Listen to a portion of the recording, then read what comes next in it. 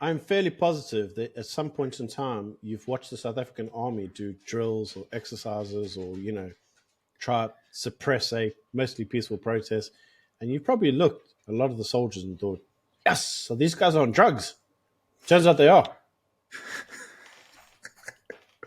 So this is the news that according to some politicians and the National Council of Provinces, prohibiting SANDF soldiers from puffing on cannabis while off duty is probably going to be unconstitutional under the new cannabis bill. So they want to make cannabis legal, and therefore that will include soldiers who are not on duty because that would be unconstitutional. Now, I know that this country, for the most part, had retarded ideas, but I mean, I really thought we'd run out of ideas for Retardanistan, but this one is really sort of taking the cake. I mean, maybe we shouldn't say cake. Maybe we should say muffins, the cannabis muffins.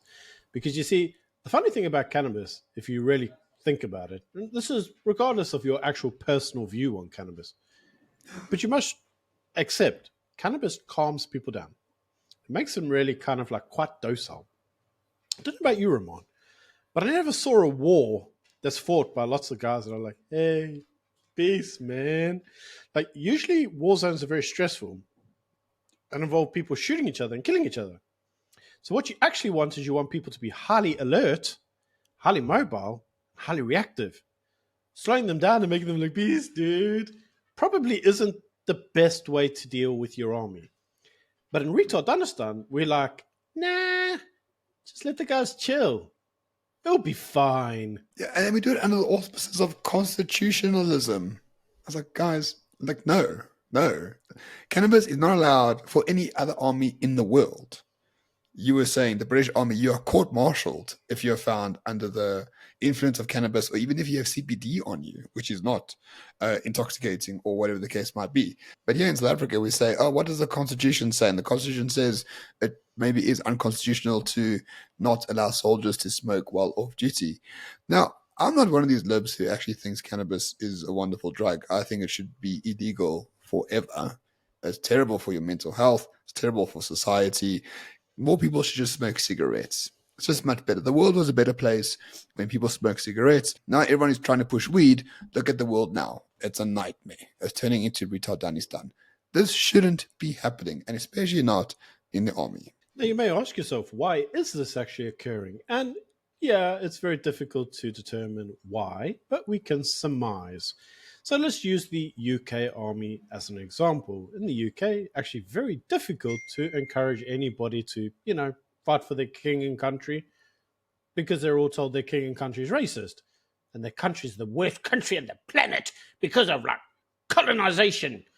So who would want to die for that kind of country?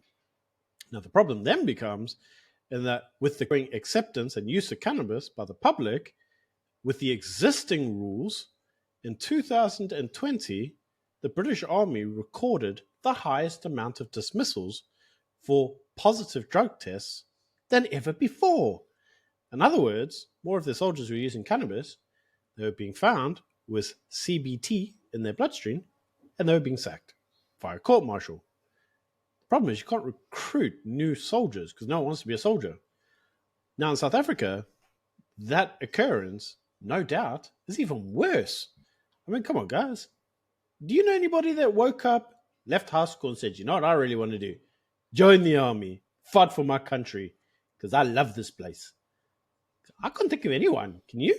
But on the other hand, this is actually relatively good news. Even though I'm against Dacha, it may not be a bad idea if the SANDF is high all the time. Because when Julius Malema becomes the dictator one day of South Africa and he says, what I'm going to do is take all the farms and send the army to do it, yeah, you just like rock up there, offer them a bag of chips or something because they're going to be a bit hungry. And, they'll just leave you alone for the most part. So in another way, it's a very positive thing because any future dictator will be powerless because everyone's just going to be sort of high and eating muffins and chips and Doritos for the most part, including the police, including the army. So the descent into Retardanistan will be final, I suspect. Yes, so for those of you who are worried in the comment section, will the ANC even relinquish control in 2024 if they lose the elections? Yeah, they pretty much aren't really going to be able to do anything anyway because the army, who should be their enforcers, are pretty much stoned. And hey man, if you've got a streetwise too, a little bit of oil, you'll be fine, man. Bit of oil in the system, a few more puffs. I think it's far more likely that the army are going to, smoke a spliff with you than steal your land. That's at least the vibes I'm getting. How about you, Ramon? Very much so. We must remember they ran out of petrol on the way to curb the July peaceful protests. They ran out of weapons to curb the July peaceful protests.